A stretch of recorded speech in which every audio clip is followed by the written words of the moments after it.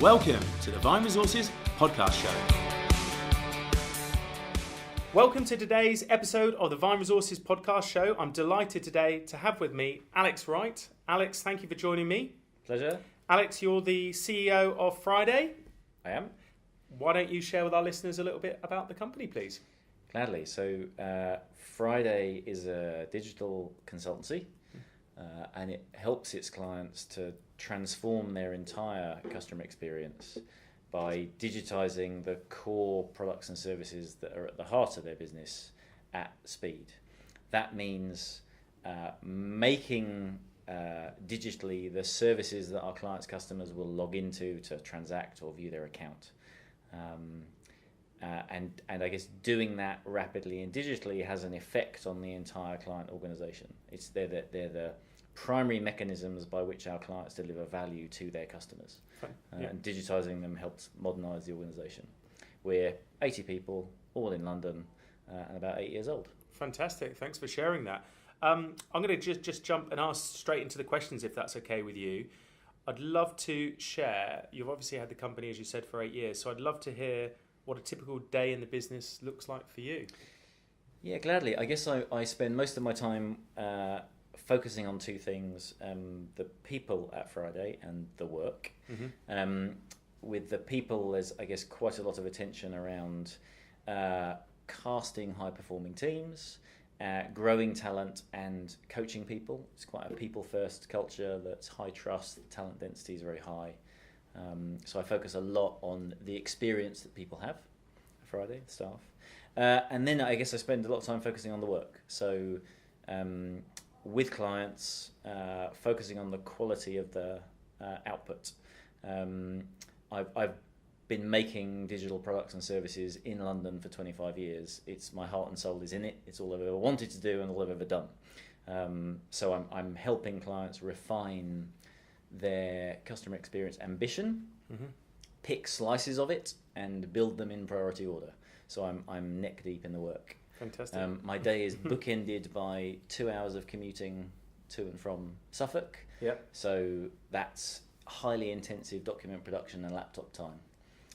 And there's a stretch between London and Ipswich, which is exactly 1 hour and 8 minutes long.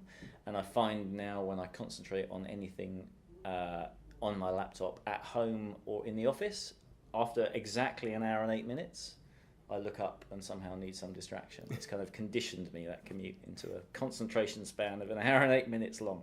Well, it's great that you can get so much done on the journey. What can you name a person perhaps who's had tremendous impact on you as a leader? Perhaps it was even someone who's a mentor to you, and perhaps why they've impacted your life. Yeah, certainly. I was very lucky when I was 17. I had you have to have a picture of me. So I had brightly coloured, multicolored dreadlocks, not real locks, dreadlocks, the kind of matted clumps that affluent middle class teenagers have. Facial piercings, tattoos on display, and I had a girlfriend at the time, and her dad was crisis manager for Shell International.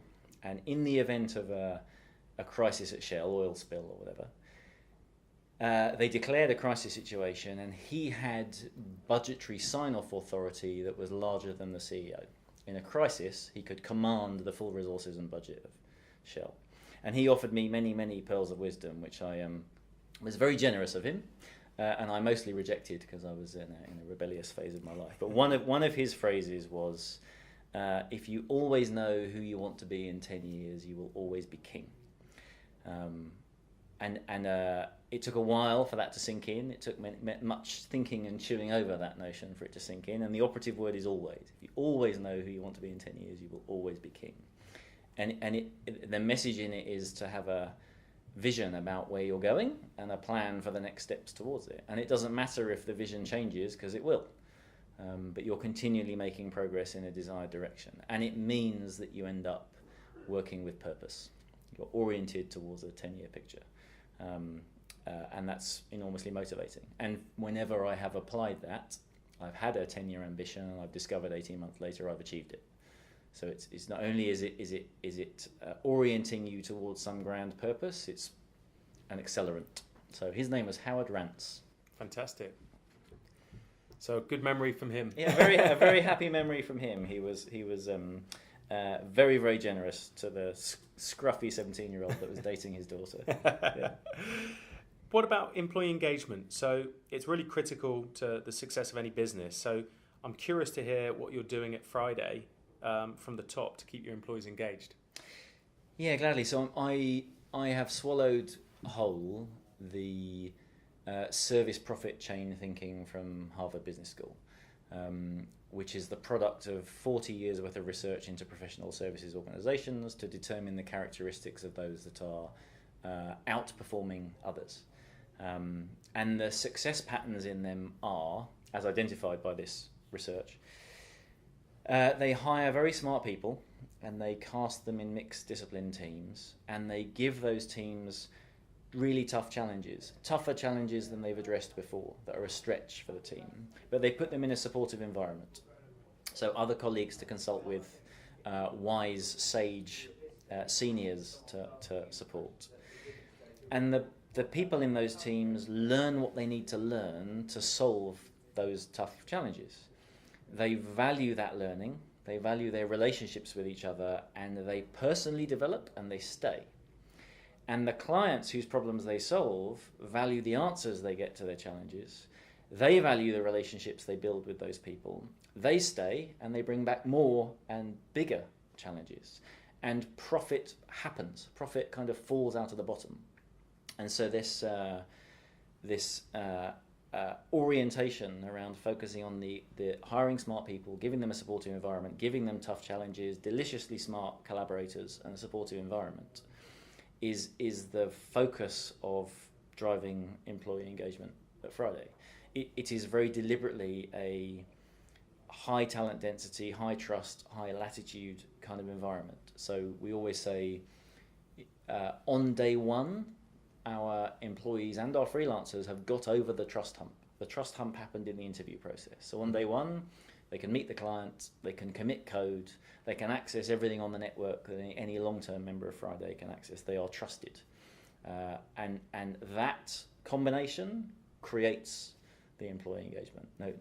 Very few people come to work intending to have a miserable time and to drift. Absolutely. So that works for us. What do you think is the biggest challenge facing business leaders today?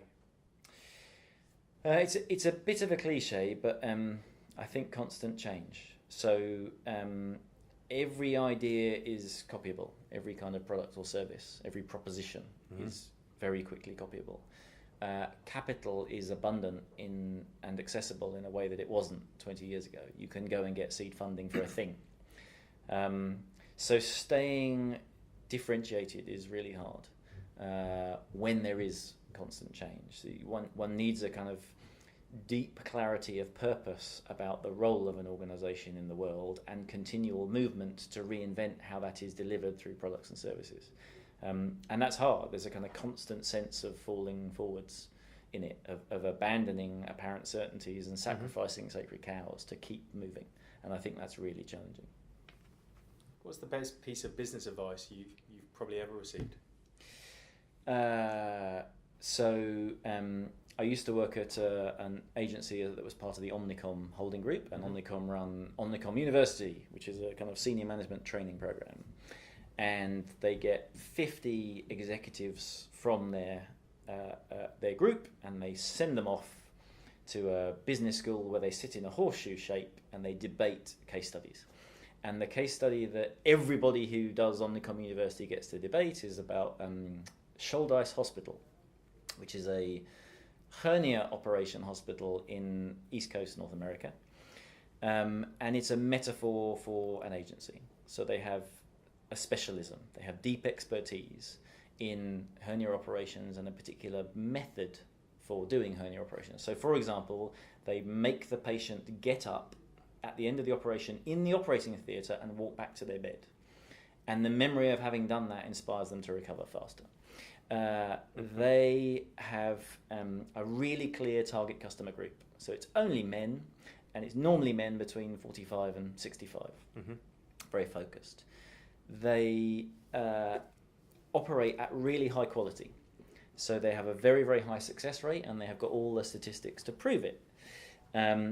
They have a particular culture. There's a matron involved who organises everything, and the men, so when they're recovering, smoke pipes and wear cigars and play ping pong in their slippers and don't have their wives nagging them, and they have a lovely, happy time together, which means that they are their principal source of new business because the men refer other men. There's this sort of community. They have reunions of people who had operations in the last year. This place, and it's a case study about expansion.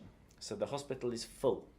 So what do? Do they add eye surgery? Do they extend the building? Do they open another location that's the same? And it's a challenge to, I guess, replicate the expertise, the focus on the customer group, the methodology, the quality, and the lesson out of all of that, the business advice that came from that case study discussion was about ruthless prioritization and focus on a deep specialism is the route to success. All those ideas about method and expertise and a really narrow target customer base and high quality work that you can evidence through data, a culture that supports all of that. That was the advice that emerged from that case study. Brutal, narrow focus. Fantastic advice as well. I think we could all learn from that. Yeah, we could. Remind us every single day. How do you keep, or how do you help a new employee understand the culture of the company? Now, I know you said a little bit earlier that trusting point that you get to when they join the company. So I'm perhaps curious from your side what you do to help them understand the culture company in the lead up to that, Sure. onboarding. So Friday is a values-driven organisation. We test people through the interview process about the extent to which they share those values, or whether they exhibit behaviours which are indicators of them sharing those values. And through the interview process, we also explain that that's exactly what we're doing. So we're quite transparent about the values we have and the behaviours we think that those values support. Before joining, people get some materials from us which are quite basic orientation around the company, but it gets quite personalised. So they get introductions to the projects they'll be working on and the people they'll be collaborating with. Their main correspondence from Friday comes in an envelope that literally is sealed with a wax seal. And literally melt wax and press an F for Friday into it. I meet every new joiner personally and explain the trust culture and expectations. And there are some, I guess, key rituals which help people understand the company. So we have a company meeting every week, of course, on a Friday. We're very transparent about the financial performance of the company. We share work wartime in those meetings. There's a weekly newsletter as well, which I write, which is very irreverent and playful and open. We've all been on the receiving end of those boring corporate newsletters that give you the company news, which you never read. My mission is to surprise and shock and horrify people in every newsletter so they pay attention. That focuses people on the work. We run peer reviews every week, so people are invited to share their work with each other. We have a cheese and wine event every Thursday night, which drives chance conversations, encounters and sharing between people who are colleagues but not necessarily collaborators on projects together. We have a large kitchen, and we encourage people to stop for lunch and break bread together, to kind of, whatever it is they're going to eat, to sit together as a group and eat it, and pause. And we make the most out of that in some feast days. So Pancake Day, Diwali, we bring food in and feed the entire company, and that creates the right environment for collaborative conversations. And it's not all fun and food. Part of the quality is, part of the culture rather, is an emphasis on high-performing people and high quality in the work. So part of what I do when I first meet every new joiner is lay out some pretty tough expectations about their commitment to the organisation, the personal and emotional investment they'll make, the kind of standards that are expected and not tolerated. And there is an active culture of feedback, the gift of feedback as it's known. If people don't meet those expectations, they hear about it pretty quickly. That's fantastic. I mean, there's such a great array of things that you're doing there at Friday. It really is. It's very conscious. Yeah. It is a people-based organisation. The old cliche at 7 o'clock when there's no one left in the office, the asset value of the entire organisation is some second-hand Mac laptops. when people are in the organisation, the asset value is enormous. So we have to make it an attractive environment for them to operate in. What is one mistake you witness leaders making more frequently than others? I said earlier that there's a challenge of continual change because every idea is copyable and the capital to fund it is abundant. Mm-hmm. I think leaders owe their people a clear explanation of the purpose of their organisation, so that their people know what they're giving their time to, and leaders owe those people effort to remove the barriers and blockers that make their staff's work harder. And I think that's that notion of servant leadership, which requires a really difficult balance between confidence and humility. And I think a lot of leaders forget that. They enjoy status, they enjoy or they seek to command and control an organisation. Mm-hmm. And I think that is a common leader mistake, which is destructive to people's engagement in work. And if there was one sort of behaviour or trait that you've seen derail more leaders' careers following that, what would you think it is?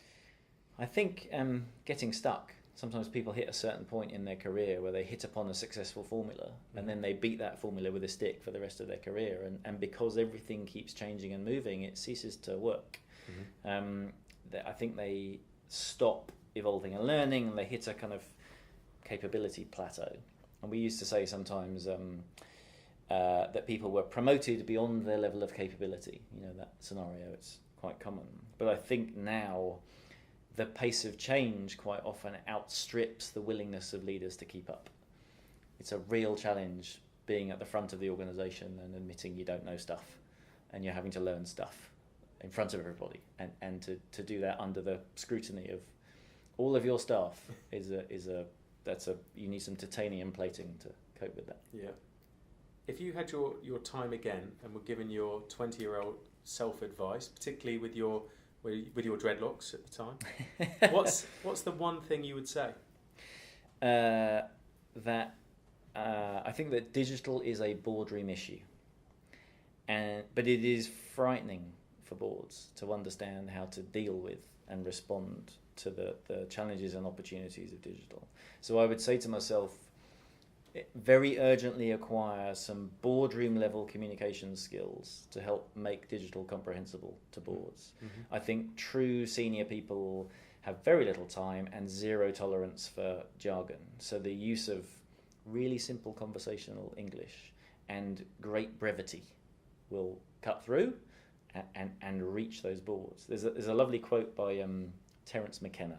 If you've ever come across him, who's a academic on shamanism of all things, who says, if the truth can be told so as to be understood, it will be believed. And I think the essence of good engagement with board is to tell the truth so that it can be understood. Alex, what a wonderful way to finish the podcast. Alex, thank you so much for joining us and sharing that with us. Pleasure. What is the best way for people to reach out to you, find out more about Friday, or perhaps connect with you out there? The answer's got to be digital. So I'm alex@wearefriday.com. That's probably all you need to know. Fantastic. Alex, thank you so much for joining us. Thank you very much.